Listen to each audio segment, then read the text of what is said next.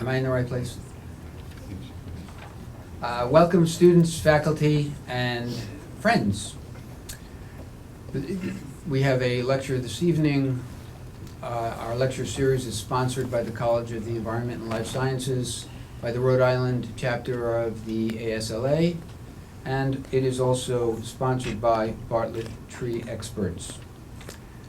I want to thank Chelsea Gates, Phil Frias for helping with our refreshments. Great job, great spread, thank you. Tonight, we are pleased to have Ken Smith. And we have Ken Smith not only tonight, we've had him most of the day, and it has been a treat, a special treat for our students. Ken is the founder and principal of Workshop Ken Smith, which has offices, their main office is in New York City, and they also have an office in Irvine, California. Ken is a unique design voice because he is known equally for being at home working in the worlds of art, architecture, and urbanism. He's trained in both design and the fine arts, and is often found exploring the relationship between art, contemporary culture, and landscape. His practice was established in 1992, which means you're 21 years in practice on your own. He's known for creating landscapes, especially parks and other public spaces, as a way of improving the quality of urban life. So landscape urbanism is a theme in his practice. Much of his work pushes beyond traditional landscape typologies of the plaza, street, and garden, and includes landscapes that draw on diverse cultural traditions and influences of the contemporary urban landscape. His work covers a variety of scales and types, temporary installations, private residential gardens, public spaces, parks, and commercial projects. His work displays a unique interest in the symbolic content and expressive power of landscape as an art form. Workshop specializes in the investigation of new expressions and pushing the envelope. Special projects that he's involved with and has completed, hasn't completed them all. East River Esplanade and Piers, a major project in Manhattan, the Museum of Modern Art, the roof garden, the elevated acre, which is, I think, on Water Street in Manhattan, and Santa Fe Rail Yard. So he's working not only in New York and California, but in Des Moines, Iowa, in Santa Fe, and in India, in Mumbai. Ken Smith is a graduate of Iowa State University for our students and the Harvard Graduate School of Design. He has taught and lectured at Harvard, at City College of New York, and other universities and institutions. This is a return trip for Ken.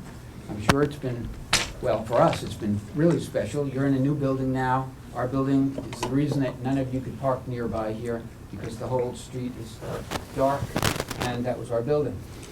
But it's a real pleasure to have Ken here again, and I'd like to you all to welcome Ken Smith.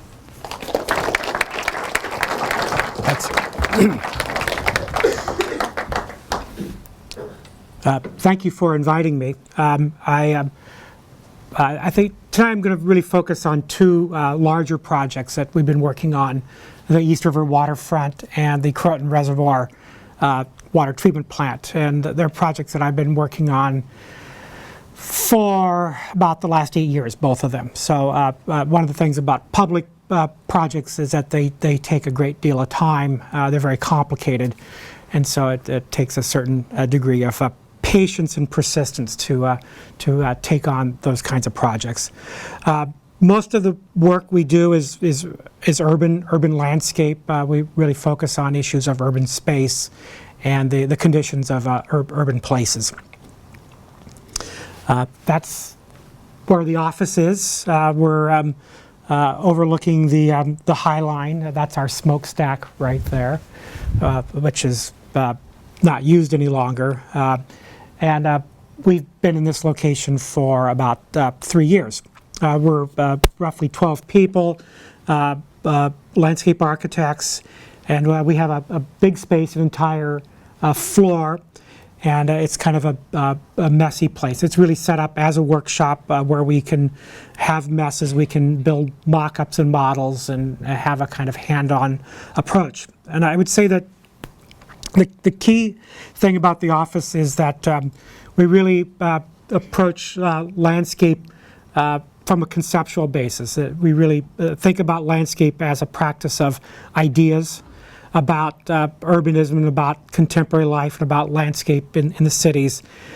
But I think the other aspect of that is that we also think and really focus on issues of craft, the making of landscape, the building of it, how it's put together, and we're always looking for that connection between the ideas and the craft. And for me, when the craft is a kind of expression of the conceptual ideas, that's a very good thing.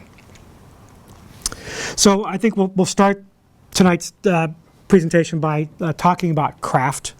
I think that we're living in kind of a moment of craft, if you will, culturally speaking. Certainly in the arts, there's a lot of, I think, emphasis on craft these days.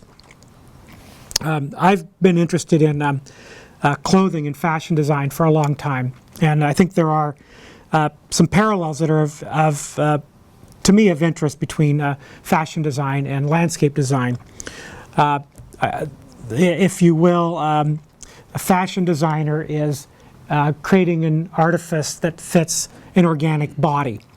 And so it's very similar, the parallel between the physical body of a human and the body of landscape, because both move and breathe and perspire, if you will.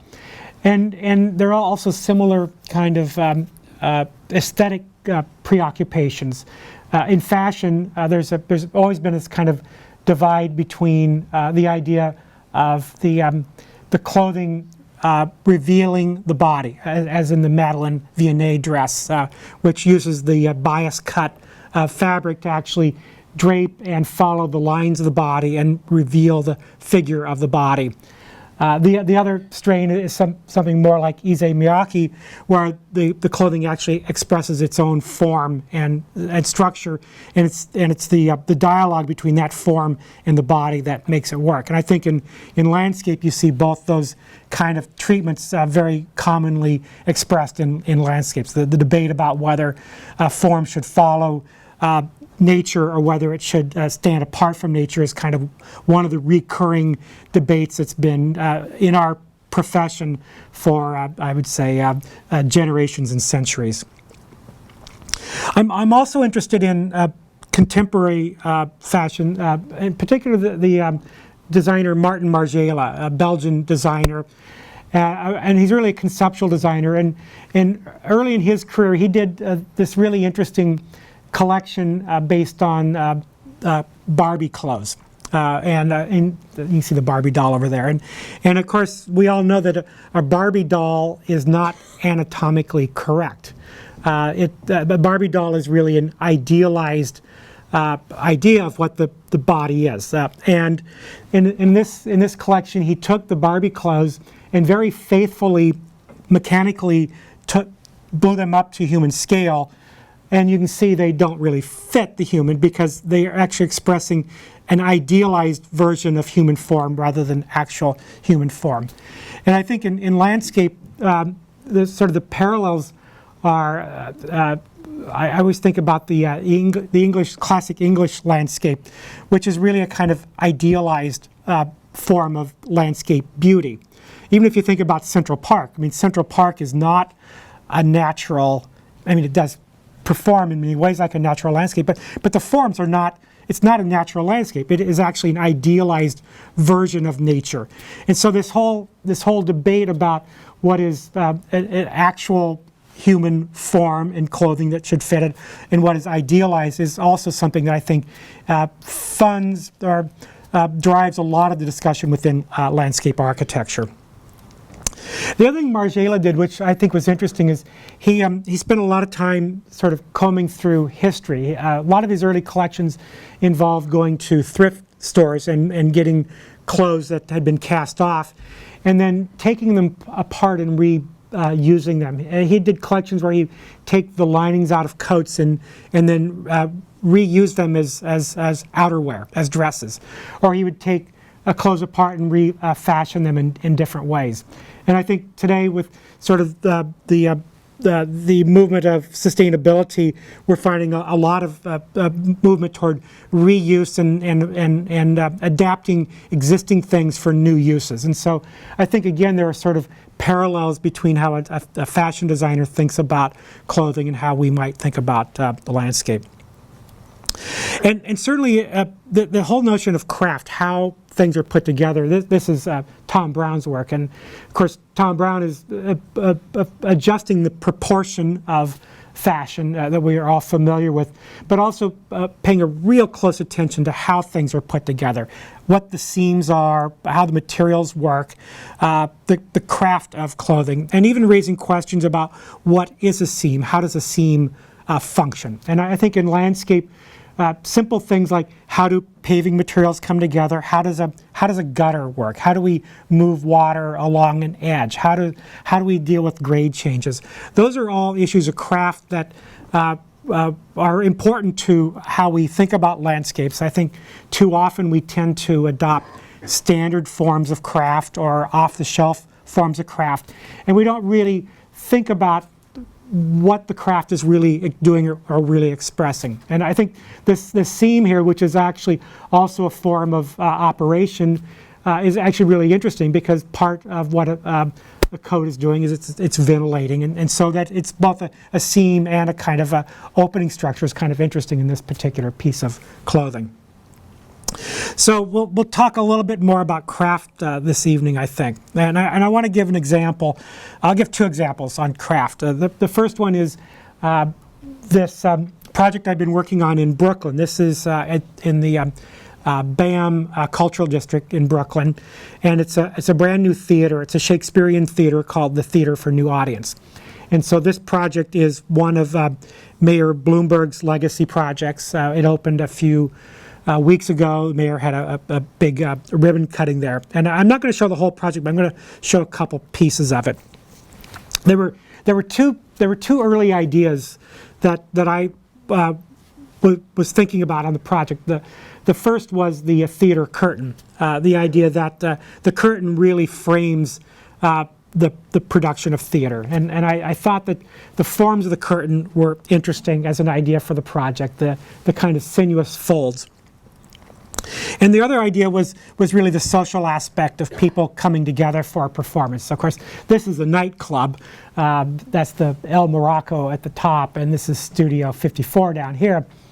But I was interested in this kind of social seating and how we might introduce a kind of social seating into the plaza, where people actually hang out before a performance and after a performance.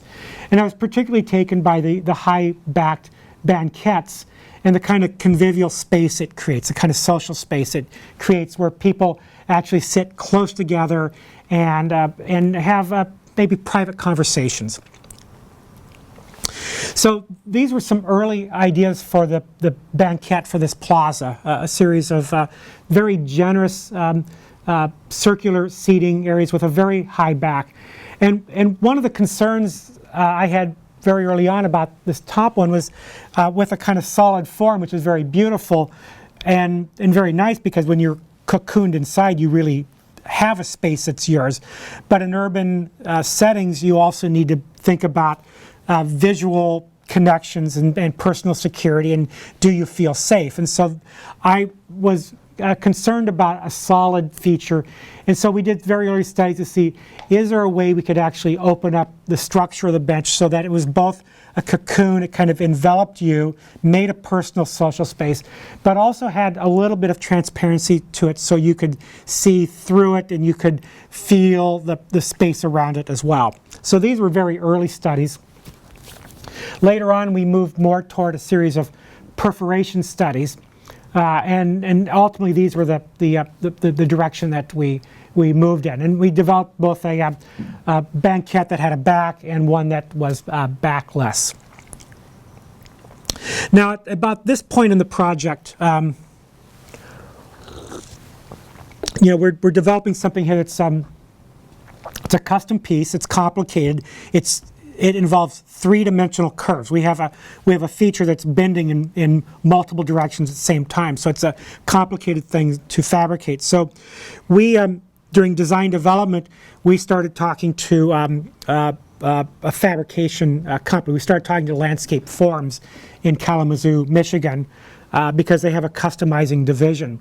And so all through design development, we were working with them to understand how this could be fabricated, what kind of curves we could do, what the proportions should be so that it's comfortable.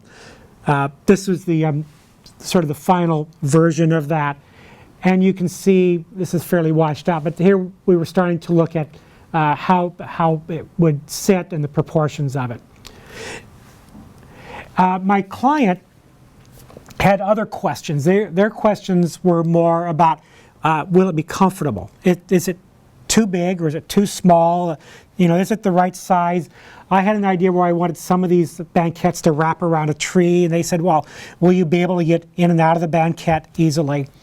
And so we did a very crude mock-up. We, with the correct diameter of the curve, we brought folding chairs out to Battery Park, and we found an existing tree, and we set them up in the scale of the proposed banquette.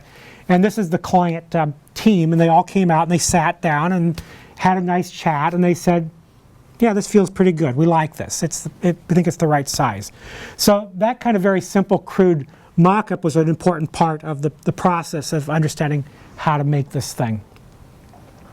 This was a study of the perforations, and this is an early study. And in this study, you can see everything is very perfectly resolved. And I'll show you in a bit when we have the mock-up.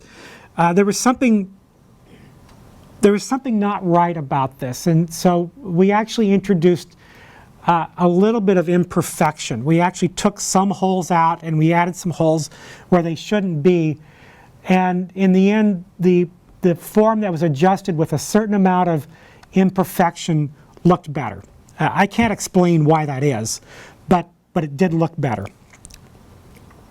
So this was after it went out to bid, and at this point we've gone back and forth with shop drawings with Landscape Forms, and so they fabricated the very first segment. This is the prototype piece, the first part of production.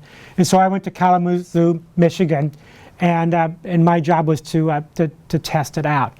And maybe the next one shows the noise. You can see that like this and this one are no longer perfectly symmetrical, that they don't perfectly resolve themselves.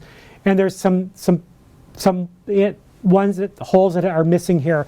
That's part of this kind of noise that we introduced, the imperfection into it. This is another view, and you can start to see optically how it starts to create that sense, in the vinyl banquettes that with the buttons and the pillowing, it optically creates that sense of the traditional banquette. While we were at the shop, there were a couple issues we were resolving. So we had some sketch sessions with the fabricators and resolved some final issues, and then they moved into a full scale production. So this is once they're installed on site. These are the backless benches. I'll talk in a moment about the paving, the stainless steel bands. Another view of the seatless backs, and then this is the one with the back banquette. Now the paving pattern was based on the folds of the curtain, and there are this may be an early version. Ultimately, this was done using 3 radiuses. It was very kind of reductive. We had a kind of a small and a medium and a loose radius. And everything is composed of those 3 radiuses. And we did that in part because talking to the fabricators, we realized that if we could have fewer custom pieces to cut, we could actually save money on the project, but we could still get a pattern which was fluid and did what we wanted it to do. And so this is during the placement of the paving.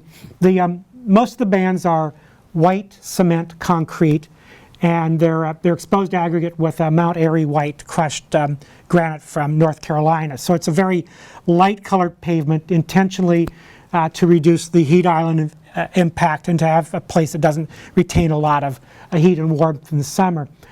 But there were several bands like this one which are cast with pervious concrete. And we're working with Jim Urban for the arboriculture on this site. And so on each side of the plaza there's a small grove of trees. And Jim has designed a planting bed underneath using soil cells. So there's a continuous planting soil mass that tie these 3 trees together, and then a large generous band of pervious concrete that lies over that, so that we get drainage incorporation from natural rainfall into that subsoil to grow our trees. And so there was a great deal of effort put into understanding really the subsurface of how this entire project would work. This was one of the first big installations of pervious concrete in New York City. My client was very nervous about it, and since my client was nervous, I was nervous. But it wasn't the first time that we had done pervious concrete. And we worked with a pervious concrete expert from Pennsylvania, and he had developed this roller. This is an aluminum roller, and it spins as you pull it across, and it's spinning in that direction. And what it does is it takes aggregate and it pushes it down into the matrix, because the pervious concrete, if you've used it, doesn't have a lot of slurry. It's very dry, and one of the problems is actually getting it compacted so the pieces really stick together. But you can see we're getting a very uniform surface here, and the adhesion was pretty good on this. So that's what the project looks completed. You can see the curtain folds. You can see the pervious concrete band there and there. You can see the seat rings and the grove of trees. Now the other project I want to look at in terms of craft is a beach residence in Southern California. This is a client who lives on the Pacific Ocean, and they're art collectors.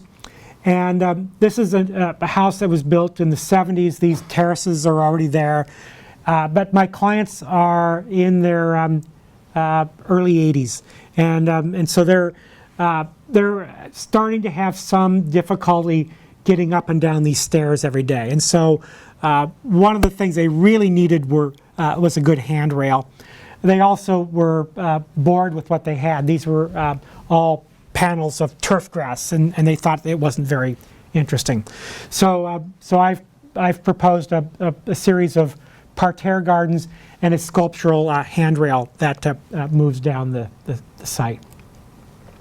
Here's a view of a new gate and that handrail.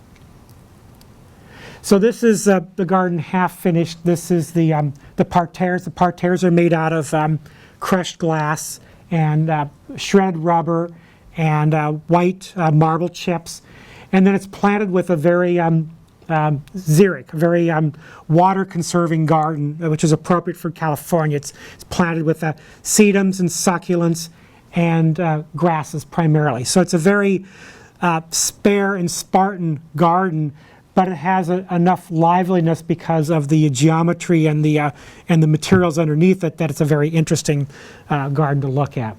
And of course, we were fortunate that they had this beautiful ancient pine tree. And you can see the detail. It's a very nice palette.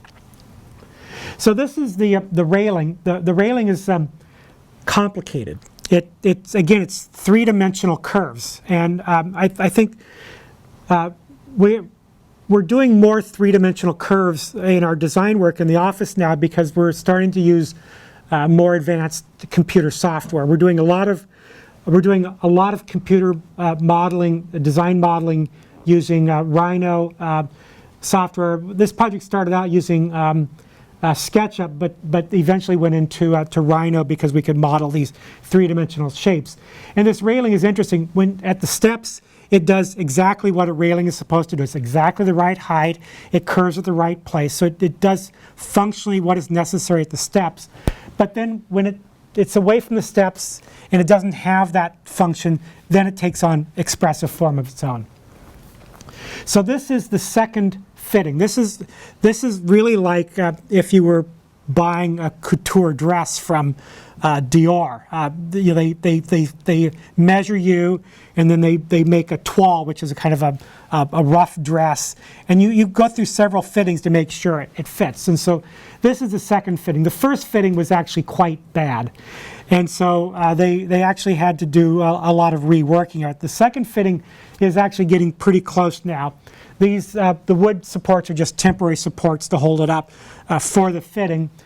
And this is the third fitting, and you can see here we've now added the vertical face. So this is a handrail. This is the right diameter for a handrail.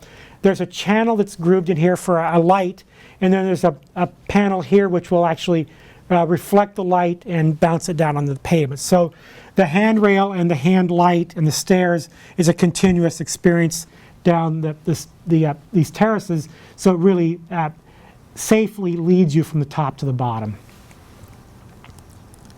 We're back in the shop now. This is between the third fitting and the final fitting. And this was 2 weeks ago. I was at the site. This is the first piece that's been powder coated. It's vermilion. You can see a little bit of the channel there. The craft is pretty good on that. But even though this was designed in using sophisticated three-dimensional software, even though the construction documents were very detailed with all the curves and everything specified, very high tech. At the end of the day, it's really a handmade railing. It's handmade per all that sophisticated modeling we did. It's kind of an amazing thing. I thought that there would be sophisticated machines that would take our computer models and would be able to kind of spit it out, but that's not yet the case. I think we're probably certainly moving that way in terms of fabrication. And this was not a fancy fabrication shop. These guys fabricate steel bar fences, and they were actually able to pull this off. Here's the section. You can see where the light channel goes, the LED light, and that, and you can see then the actual supports for it. The railing is being installed this week. When I go back out to California a couple weeks, I'll see it in its final installation. So now I want to go on and talk about some larger projects, the public works projects in New York City. And I think the issue with the larger projects, because they're very complicated, they involve a lot of public agencies, they go on for a very long period of time, and it's very hard to maintain the ideas of a project over a long period of time because staff change, the client changes, there's different people involved at different points of it. So a project may start out with a very clear set of ideas, and it's difficult to keep those ideas intact through the project. And it's also difficult to keep the detail and the craft intact through the project and keep the craft and the ideas linked together. And so I think that's one of the things I really focus on, is to try to keep the project from going sideways, to keep it moving in the same direction. So this is the East River Waterfront Esplanade. You can see I've been working on it, I guess, 9 years. I started in 2004, working with shop architects who are really good architects, our engineers. We're working with fabulous lighting designer Suzanne Tillotson. And this is for the city of New York. This, again, is part of Bloomberg administration legacy. And it was a pet project of Department of City Planning Commissioner Amanda Burden. The first part of it opened in 2011. Amanda, this project is almost all custom design, and Amanda felt very strongly that it would be a mistake to design the whole thing and execute it all at once. So she determined that we should build a pilot project first. So we built a 3-block stretch of it near the foot of Wall Street so that we could actually test out all of our pieces, to prototype them, and then if there were things that were not quite right, we could make adjustments in the design before we proceeded to build 2 miles of the project, because a 2-mile mistake is a pretty big mistake. And so I think that was actually a very smart thing, and in fact we did make some adjustments. And in fact, I think the other thing it did is I think because we knew we were doing a prototype, it allowed us to actually take some risks, because we knew that if it didn't work, we could correct it. And I think a lot of times if you're approaching say a 2-mile long project, this is a $167 million project, public agencies tend to be fairly conservative about that, and they don't want to take risks. But because we were going to prototype a piece of it first, I think the city had a larger appetite for taking some risk and trying some things that they weren't quite sure about, because we had a testing period, a beta period, if you will. And this is part of the Bloomberg administration's idea. Early in the Bloomberg administration, the deputy mayor, Daniel Doctoroff, he was the deputy mayor of economic development for the city. And he had done studies, and he concluded that New York City needed to add 1 million new residents. We needed to grow the city by 1 million additional people in order to maintain competitiveness as an international city. I'm not sure exactly how they determined that, but that's about a 15% increase in the city population. And that was really done in conjunction with the Department of City Planning. It was really focusing on the derelict waterfront and old industrial parts of the city, and rezoning them for much higher density, reclaiming the waterfront, building new public spaces, and also upgrading the transportation systems to accommodate an additional 1 million people. And so it's part of a larger economic strategy for the city.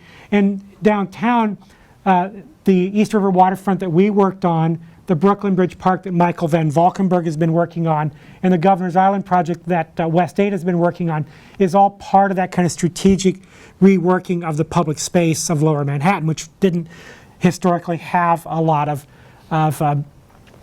public open space. Now, as a design team, we were challenged by a 2-mile project that's not very wide. And it ran through a whole diverse group of neighborhoods. It starts in the financial district, goes to the South Street Seaport, it goes through an area of public housing projects, it goes through Chinatown and the Lower East Side. So we have very different populations, very different communities with different needs. And a key concern was really the cross-grain, how we would get people from those different neighborhoods out to the waterfront, and how we would actually understand what the different neighborhoods needed in terms of open space and recreation. The other idea that we had was that even though it was a linear project, we thought that it shouldn't be a straight line. There's an idea that it would be good to introduce a noodle. It'd be good to kind of slow people down, make people meander. And so in this project, we've actually strategically designed it in a way that it actually forces you to meander through the space.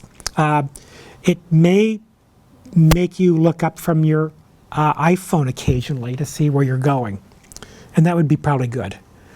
So this is the site. You can see that part of our site is underneath an elevated highway, and part of our site is on a decking structure, platform structure that cantilevers out over the river.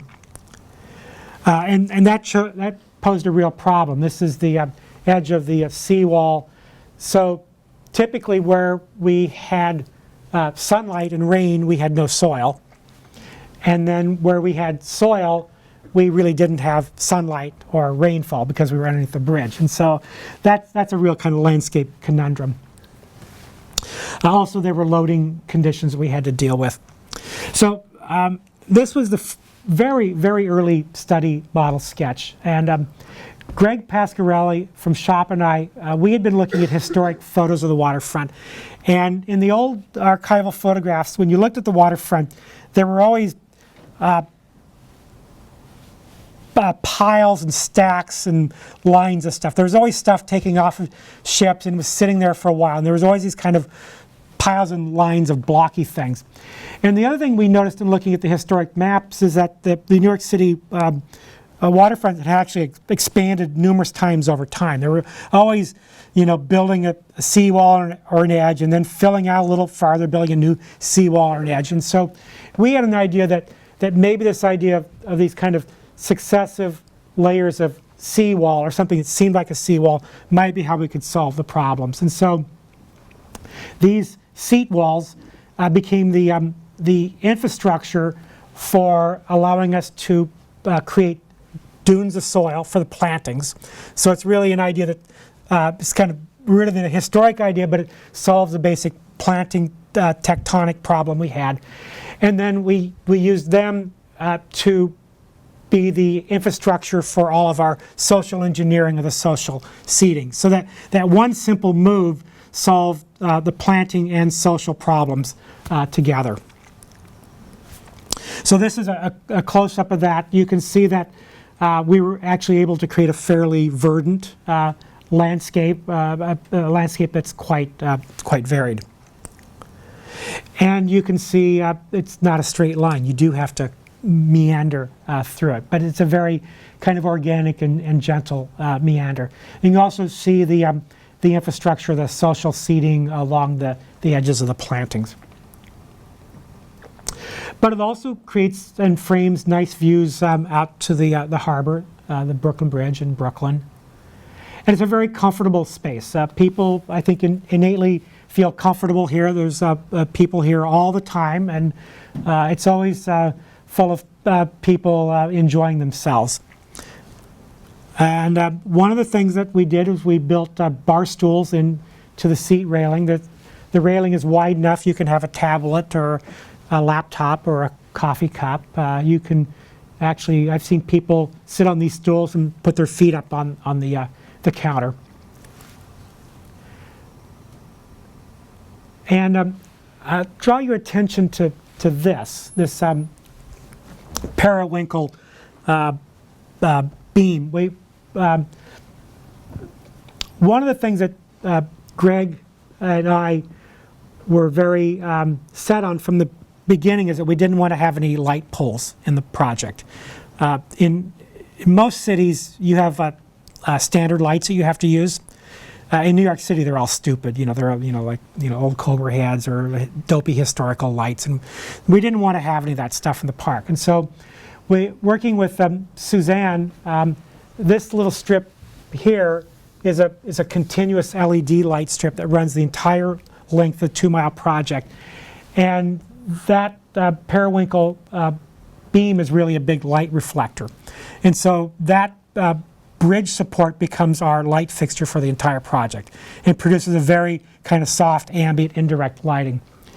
And then we also built in lights. This is a lighting cove in our benches, because I think typically in public space there are kind of two kinds of lighting that you want. One is people feel comfortable if there's kind of lighting at the margins. They understand how big the space is around them.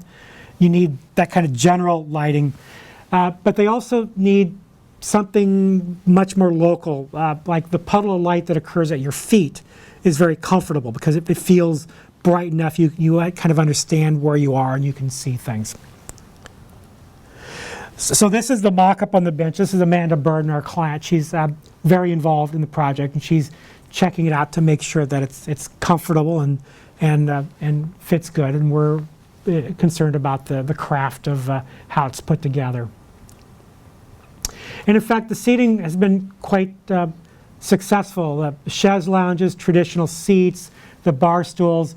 But this social grouping up in the corner we spent a lot of time on.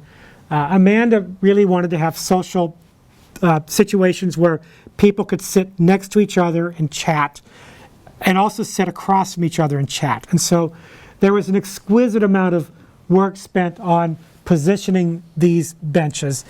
And the incident condition that one could put their feet up on it is a really quite amazing thing. So it's actually a social circumstance that actually allows a great deal of adaptability and different ways of using it by different people. The paving was based on water. I guess that's kind of obvious for the waterfront. I started with a cribbed image of water from Google Images, and then took it into Photoshop, and we took it to 1 pixel per square inch, and then that pattern became the template for laying out our hex block pavers. And so the project uses a range of 6 standard hex block pavers, but in this pattern. And you can see that it creates again a pattern that is related to the waterfront. It's informal. It helps reinforce that meander. It's not straight, organized geometry. And I convinced the client. I don't know if this is true, but I told the client that these are jumbo hex. They're 16-inch size hex, and I told the client that I thought that by using the jumbo hex we would have fewer units to set. A standard hex block in the city parks department is 8 inches. And so I said, well, it'll be less labor because we're setting fewer pieces. And they bought that. And I didn't check the bids. I don't know if that's actually true, but it made sense to me. And I also said that the pattern is very forgiving. You know, if you come out and you have to dig up a piece of this in the future, you know, to repair something, you can get it back more or less the same, and it's still going to look good. And they bought that also. So that's the view of the lower part. This is a pavilion. So underneath the highway, we started to look at how we program those spaces. So this is a pavilion that Shop has designed. It's a restaurant. This past summer it opened. It has it's an outdoor beer garden. It's really quite a fabulous place to go to. So this is the nerdy part for the landscape architects. This is looking at sort of how we did the soil. And so what I was looking at was really to get as much horizontal space of soil as possible, because you know that it's about soil depth certainly, but it's really about the volume of soil, and horizontal soil is better and shared root zone is better. So in some cases it's fairly tight, but in other areas we could get much larger spans of soil. But we did have some weight limitations. Arup did calculations and they told me I could have, I think, 24 inches of soil, or maybe 30. So we did have some structural foam fill in order to get the kind of dune quantity that I wanted. And then we also very strategically set seawalls to align with expansion joints and things, so that we could disguise those sort of necessary elements in the landscape. The planting plan was based on the same kind of pixel pattern that we used for the paving, so it's fairly straightforward. And the soils were carefully thought about. We're looking at how soils work in a natural landscape. There's if you go into a forest or even a dune landscape, there's a soil gradient, that the topsoils have much more organic content than the subsoils. And so we thought that would be something that would make sense here. So we designed a subsoil that is 40% solite aggregate and 15% sand. So it's 55% really porous, free draining material. It's only 30% topsoil in the subsoil. And that's because a lot of urban landscapes suffer from soil compaction. And so we designed a soil that's very free draining. And then the topsoil then is much richer. It's 85% topsoil and 15% composter leaf mold. So it's a much richer soil. And then we, in the specs, wrote a condition that when the contractor was putting these in place, they had to do a soil transition. They had to, in that, where the two came together, they had to do a certain amount of mixing so that it wasn't a severe line between the top and the sub. The plant palette is pretty, I would say, not fancy. It's a pretty, what do you say? It's a no-brainer kind of plant palette. It's mostly natives, but not exclusively natives. Things like swamp white oaks and Kentucky coffee trees and multi-stem locust trees and elderberries and viburnums and red buds and that. But there are some somewhat ornamentalized trees. I use the Hollywood juniper instead of the red cedar because in an urban space, it's just a nicer plant. So we weren't exactly plant Nazi about it, but there's a lot of native bias to it. And this is the second season, the summer of the second season. So it's a landscape that actually grew in pretty quickly and looked good and felt lush quickly. This is early autumn of the second season. Late autumn of the second season. So we've got good texture and color. See the stuff. So then that's the restaurant, the pavilion down there. And then in other places in the waterfront, this is a dog park. We're doing, further north, we're doing exercise stations, ball courts, bocce ball courts, skateboard areas. So underneath the bridge where we couldn't grow anything, we started to park in the community needs programs. So downtown, where people have larger apartments and purebred dogs, they really wanted a dog park. And there was a lot of discussion about, actually there was a lot of debate about what a dog park should be. And it kind of came down to a philosophical divide between those who thought that a dog park was a place for the dogs to run and blow off steam so they could go home and be tired and behave, and those that felt that a dog park really should be a more of a social space for dogs. It should operate more like a playground for dogs. It should be more interesting than just running. That was my part of the argument. And so Amanda Burden asked me a couple times. She was querying me on my theory of dog parks. And since this was the very first dog park I'd ever designed, I didn't really have much of a dog park theory. But I reasoned that a dog park was actually very much like a children's playground. Dogs are accompanied by their caretakers.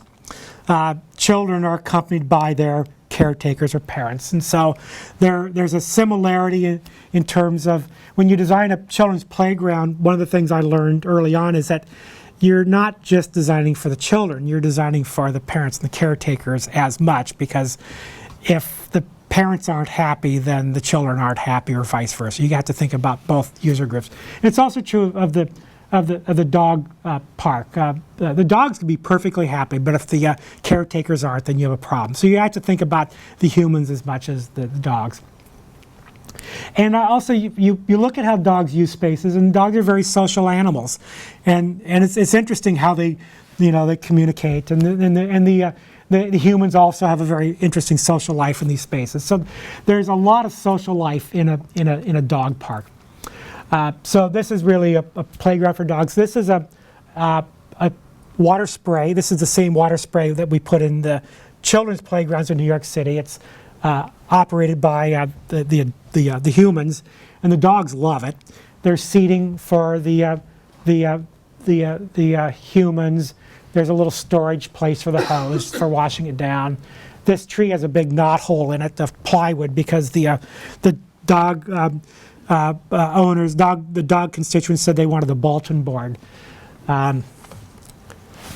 Another view of it. The other thing, I had to go before the Public Design Commission. And in the earlier version of this, we had a lot of color. And there's a sculptor on the Design Commission, Alice Aycock, and Alice said, you know, Ken, dogs are colorblind. And I said, oh, I didn't know that. And so we went back and we basically drained most of the color out of the dog park. Because I thought it'd be actually really interesting to put the humans into the dog world and make this kind of monochromatic place. And we also had some fun with kind of upending the animal kingdom.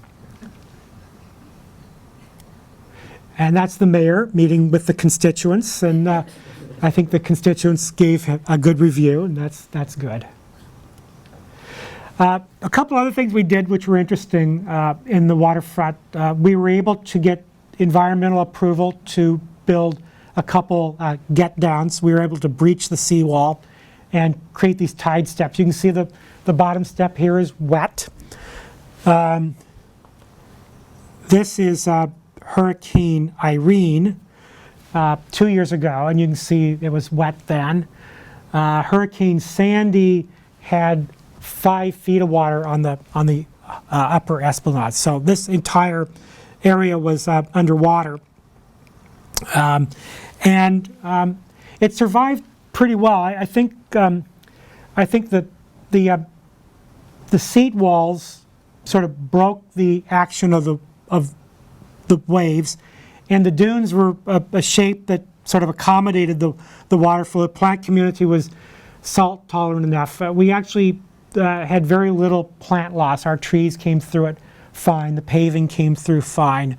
The biggest problem we had on the waterfront was really with the electrical systems. I think we had driver boxes in places that, in hindsight, we wouldn't put them there again. We would put them in a drier circumstance. But it came through pretty well. The buildings nearby didn't come through so well. There was quite a bit of damage downtown. So the other thing we did, we had 2 piers that we built. This is Pier 15. And Greg Pasquarelli and I argued that we should do a 2-level pier. Greg wanted to do a 2-level pier because he's an architect and he wanted to do a building. I wanted to do a 2-level pier because I thought that an elevated landscape would be great. And we argued that 2 levels would provide more public space. And the city bought that idea. So in the base, this is a museum space, extension of the Seaport Museum. And up front, there's another pavilion here, which is an outdoor bar and restaurant. So this is the pavilion. That's the bar. There's plenty of seating. This is the elevated upper deck. And the upper deck is really quite nice. It really affords a kind of view and perspective of the city that you don't get. Most people don't get. And there's a kind of nice interplay between the 2 levels. It's very simple. It's a lawn with seat walls and movable chairs. And the social life is interesting. I like to point out, these 3 guys here, they're all talking to each other, right?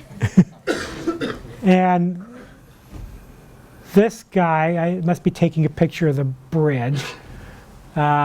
She's on a phone.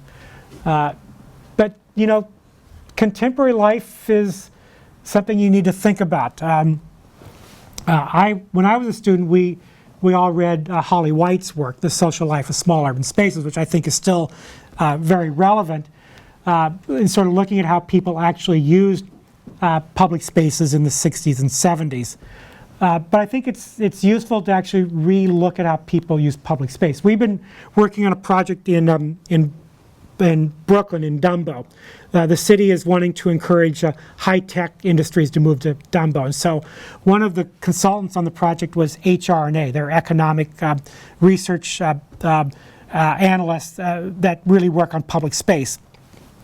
And I was sitting in a meeting, and they were coming back with the survey they had done of what people are looking for in office space, especially older neighborhoods. And they said people are looking for flexibility. People don't want office space with fixed walls. They want open plan. They want flexibility. They want to be able to start small, grow their company. So flexibility was a big issue for the rental space.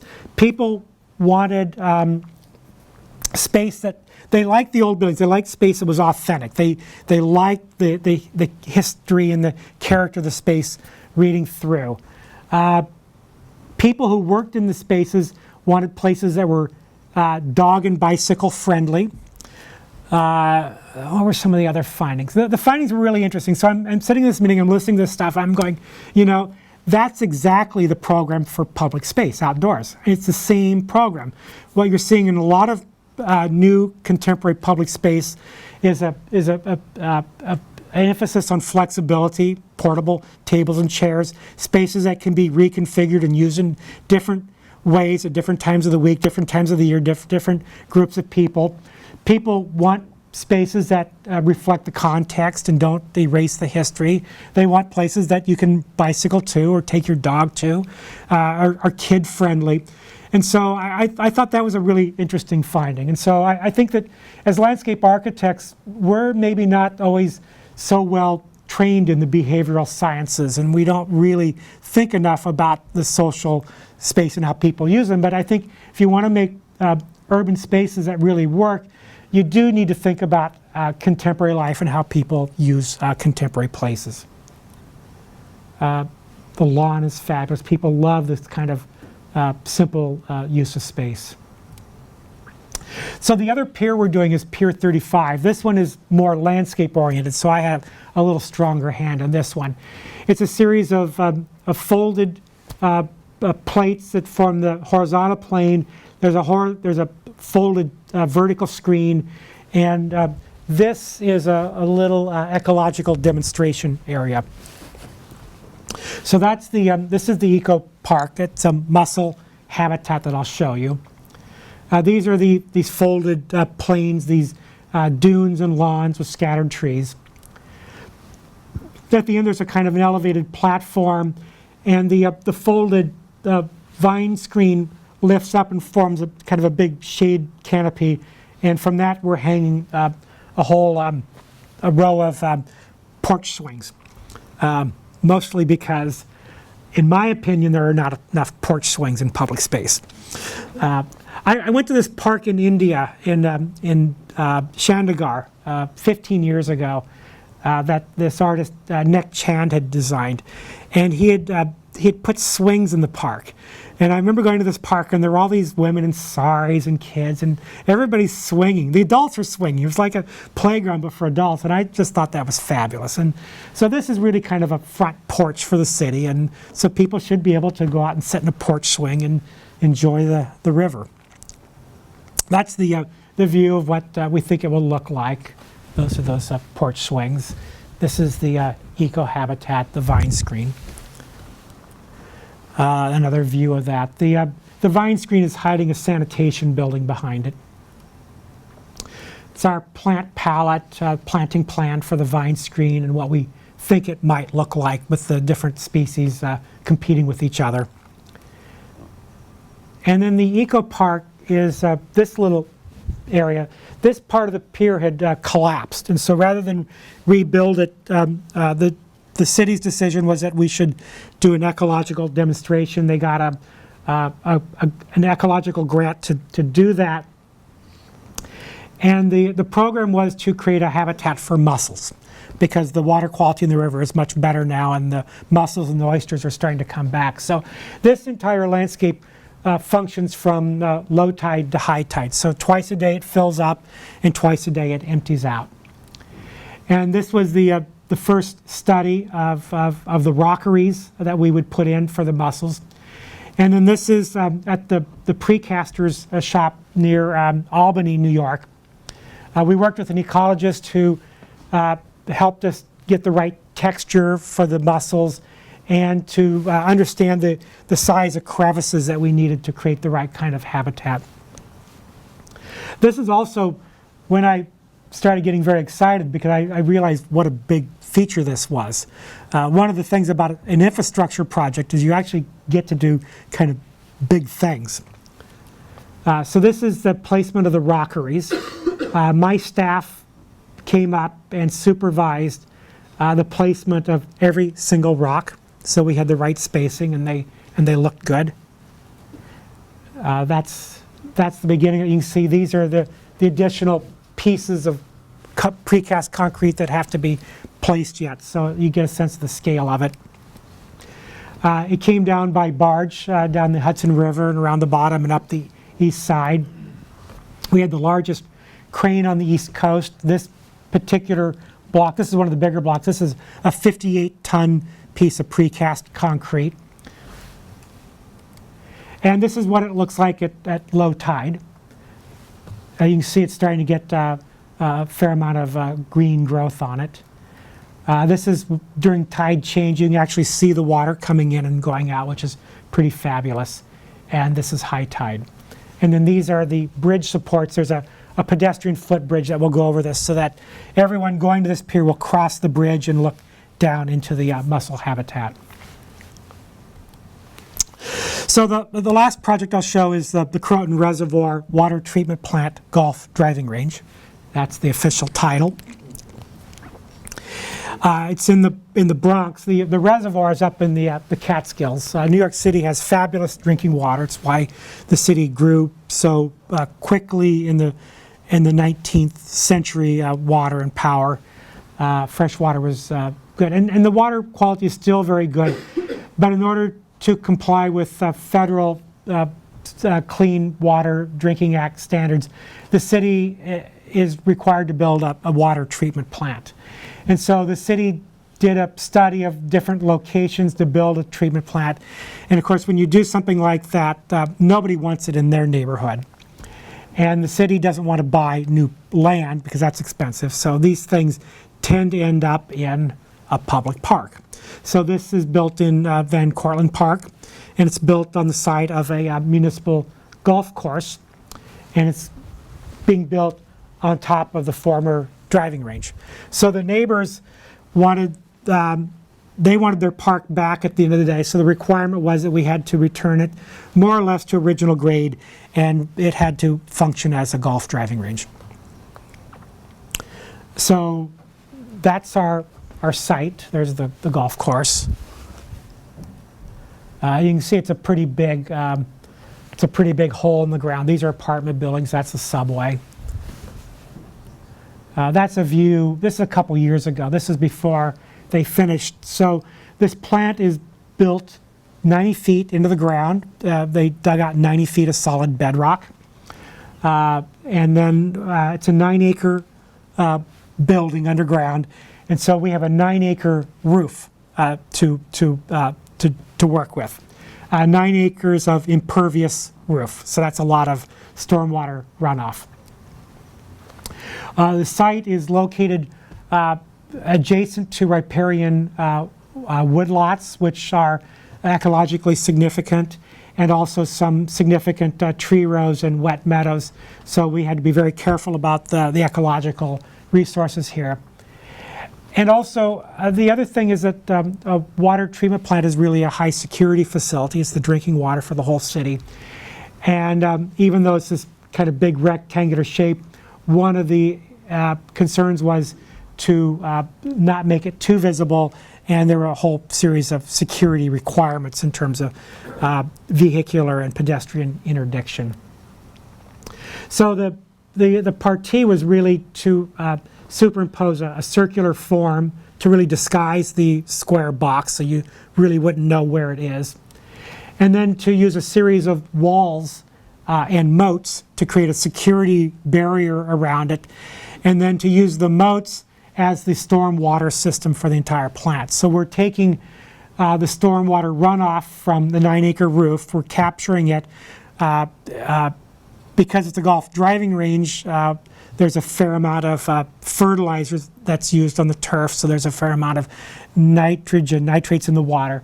So the nitrate-laden water then goes through a series of water treatment cells, phytoremediation to clean up the water quality, aeration, and then it ends up in a reservoir at the bottom, and then that's our water source for irrigation for the golf driving range. So this is the site. That's the natural water flow across the roof. It's a 2% slope on the roof. It's pumped up to the beginning of the water cells. It moves through the water cells and then eventually ends up in a reservoir at the bottom. The tee box is at this size. These are the targets, and then these are the water treatment cells in the moat. And it involves the construction of about 2 miles of walls. And so for a landscape architect, that's a pretty big project. 2 miles of walls are a pretty amazing thing. So the idea, and this is working very closely with the architects Grimshaw. Grimshaw are very good infrastructure architects. They really understand the scale of these things. And so this is both sort of cost and aesthetic, but we developed a palette of sort of rough hewn walls, gabion walls, that occur in the outer precincts of the site that don't have a lot of public access or visibility. Stone-clad walls where we have a more public visibility or public interface, and then core tin steel walls for the buildings. And this, I'm sorry, this is all washed out, but the problem I was faced on the walls is that the site is not flat. We had different requirements for heights, for security, so none of our ground planes were level, and none of the top of our walls were level, and rarely were the top of the wall and the bottom of the wall parallel. So they're all kind of moving with their own logics. And I said, sort of immediately at the beginning of the project, I said, well, we can't have any jaggies. We can't have any steps in the top of the wall. We have to figure out a way to do these walls so that they're all very smooth and continuous moving through the landscape. So we designed the walls from top down, designed all the stone coursing from the top down. And so this is the mock-up, the first mock-up to test it out. And the idea was really, it's like a sedimentary geology that is uplifting and rising out of the ground in a kind of very sinuous way. It's complicated because you of course have to build the wall from the bottom, and so the bottom of the wall has to be set absolutely correctly so that at the end of the day the top is perfect. And you see this is a stone veneer wall. It's made with alcove bluestone from upstate New York, which is a beautiful bluestone with a lot of this kind of rust color to it. So this is the actual mock-up for approval. So this is the first segment of wall that was built. This is about a year ago now. And so they built this piece, and we came out, and there were all sorts of problems. They, there's some things like that weren't right, and we basically critiqued the wall and wrote up the field report, and then they corrected that, and we came out again, and there were a couple more things. And so the third time we came out, they basically had gotten the methodology down, and then we approved this section of the wall as the approved mock-up. So all the rest of the stone walls in the site have to meet this quality standard. But you can get a sense of the scale of the wall. These are pretty big walls. This is the end of the wall. The walls are 3 feet thick, not because structurally they needed to be 3 feet thick, but walls this big needed to have a certain amount of girth to them to feel proportionally correct. And you can see the kind of care we're taking on the resolution of the corners and the capstones and things. There's a great deal of thought and work went into how this wall was put together. The other walls we're doing, about a third of the walls are stone. about 2/3 are gabion, because the gabions are a lot cheaper. And we're using off-the-shelf gabion baskets, industrial gabion baskets. This is the footing for one of the walls, so you can see that the footing is, in this case, it's 12 feet wide. These are 3 foot by 3 foot baskets. So it's a fairly muscular project. It's a fairly big project. You can see how deep they are into the ground at this point. This is the building of the part of the wall that's exposed, and you can see that it has a pretty crisp line to it. It's pretty clean. The stones, the face stones are all hand placed. So even on a project of this scale, using an industrial product, we're actually using a great deal of hand labor and care to make sure that the thing is beautifully resolved. And it produces something very interesting. I mean, the baskets themselves are not perfect. I mean, this is about as perfect as you can get them. But sort of the interplay of the basket and the careful placement of the stone is actually something that is actually quite lovely. And then you get a sense of kind of the scale of the walls. And they too have the kind of sloping tops and bottoms. And this is the point where the gabions and then the stone wall come together. And so when the veneer stone comes, you can see the shelf that's been set in place for the stone to be stacked up. There will be perfect planar connection between the gabions and the stone. The wetland cells 1 through 4 are mostly very shallow cells. They're about dropping out sediments and about plant vegetated swales to actually to consume the nitrogens. Cell 5 and 7 are really about aeration. Cell 6 is about public interpretation and demonstration and public visibility. This shows those upper cells and the shallow emergent and different wet meadow conditions, and then the kind of shallow condition in these small islands that the water moves through in those upper cells. This is cell 5. This is a tighter situation, and these cells have a lot of rockery in the bottom, and this is about aerating the water and sort of increasing the oxygen content. And then at the bottom we have the reservoir, which then is the clean water that we draw upon for irrigation. And so this was an early view of being in the golf driving range, driving across the security moat and the vegetation regime to the golf driving range. This is a study model of the topography. These things are the air intakes and exhausts for the plant, and they stick up in the air about 12 feet. So what we're doing here is creating a very shallow bowl. We're bringing the soil up at the edges to the tops of these so they don't stick out of the ground. You can see the slopes there. So it's a very shallow bowl, which I think perspectively will create a very interesting space. And then we're creating earthworks at each of the targets to make the driving range targets visible for the golfers. That's the plan. This is there must be some golfers here. Yep. Okay.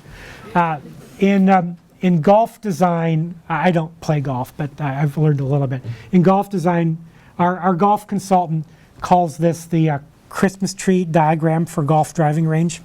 So the farthest target is the top of the tree, and then as you move out, they get farther apart, the closer ones. And so that's the diagram for the driving targets.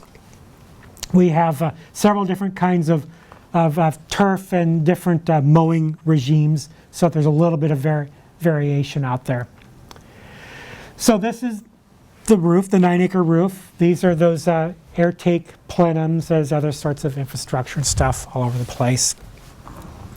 And now I'll just walk you through typical section.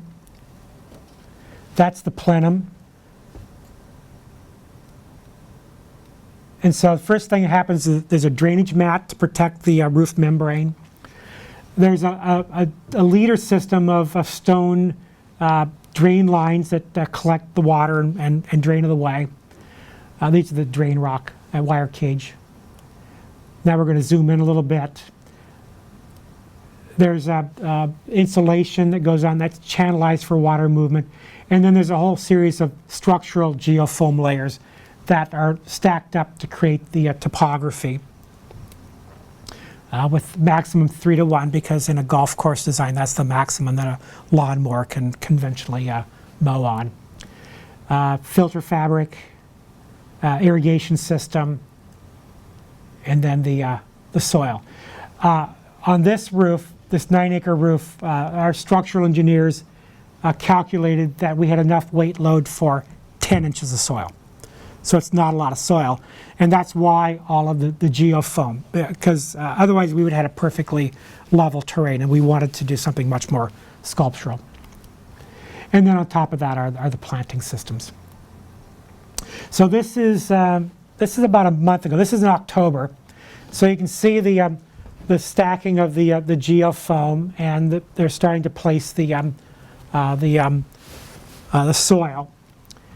That gives you a sense of scale of the geofoam up. The soil pump, or the soil auger. And you can't really put a stockpile of soil on the roof because it weighs too much. And you can't really drive out there with dump truck loads of soil because that weighs too much. And so they built a special trackway that spreads the load, and they bring an in-loader in with a small dump load, and it dumps into this bin here, and the soil is augered up, and then the workers grab onto this chute, and they actually go back and forth, and they place the soil on the roof. And so they've been doing that for quite some time, but you can see they're starting to get close. This edge here, this is one of those targets for the driving range.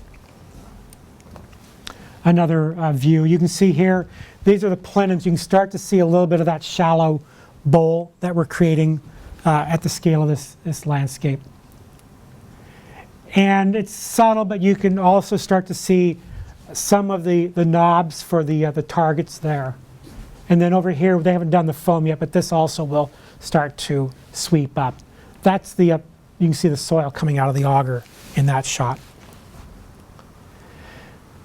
And now I'll show you a little bit of the buildings. The buildings are made out of stone and core tin steel. This is a full-scale mock-up in the factory of the core tin steel panels. And then this is the installation on site. You get a sense it's pretty thick material. And that's the roof when it's finished. That's the entrance to the facility with stonework and green roof. And that's really what I wanted to show tonight. Some of the projects are on the Bayhant site, and I'd be glad to take any questions you might have.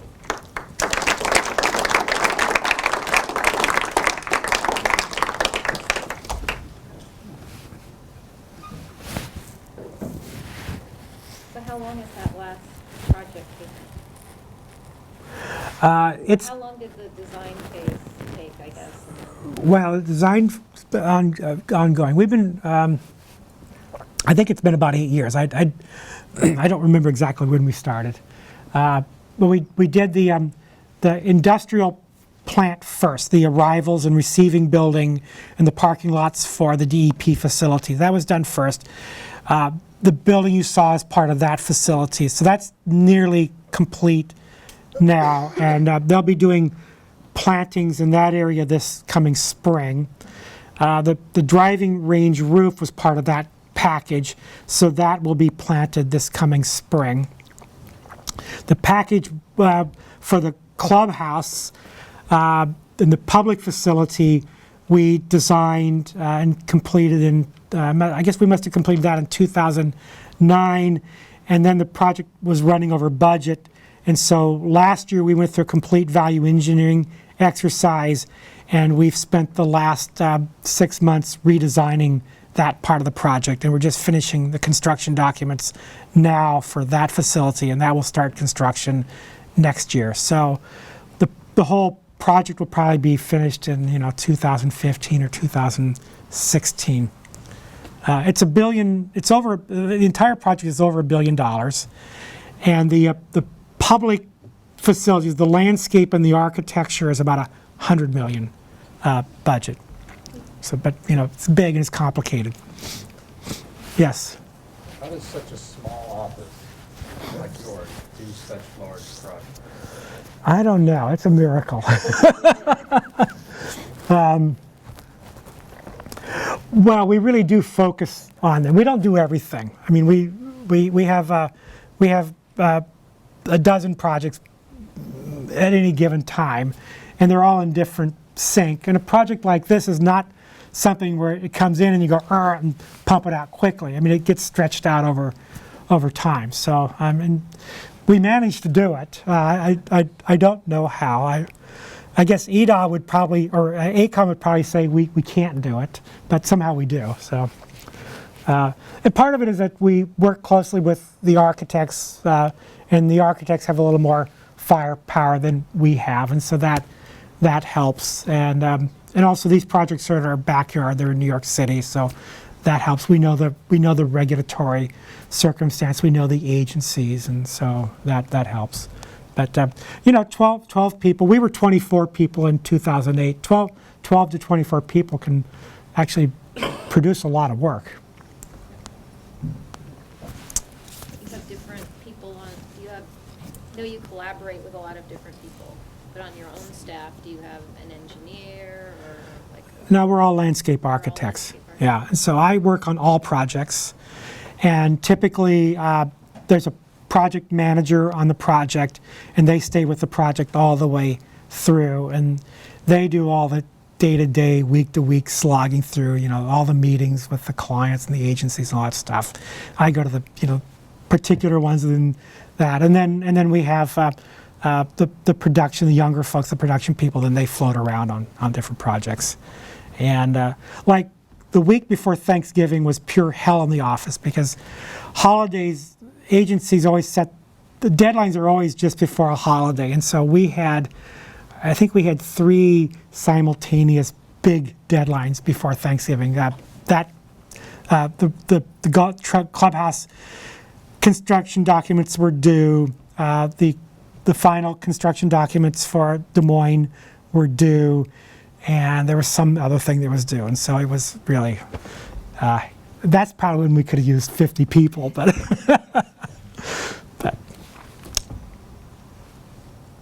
Yes. The scale of some of these projects are almost like inconceivable. What's that like mentally, shifting from someone's backyard to a 9-square-acre driving range? Like, what is that? Well, that's ideal, right? I mean, can you think how boring it would be if you just did the same thing all the time? I mean, we've always had a diversity of stuff in the office. I mean, by design, we've always taken everything. But, it's been a long time before we actually ever got offered to do big projects. I mean, it's been a gradual building of the office, and I think at some point we have done enough work that we're capable of doing the larger projects now. But the thing I learned about larger projects is that a larger project has a lot of smaller parts to it, and so I mean, you deal with the smaller parts. You have to make sure they all hold together. But a big project is really a bunch of small projects. Any other questions?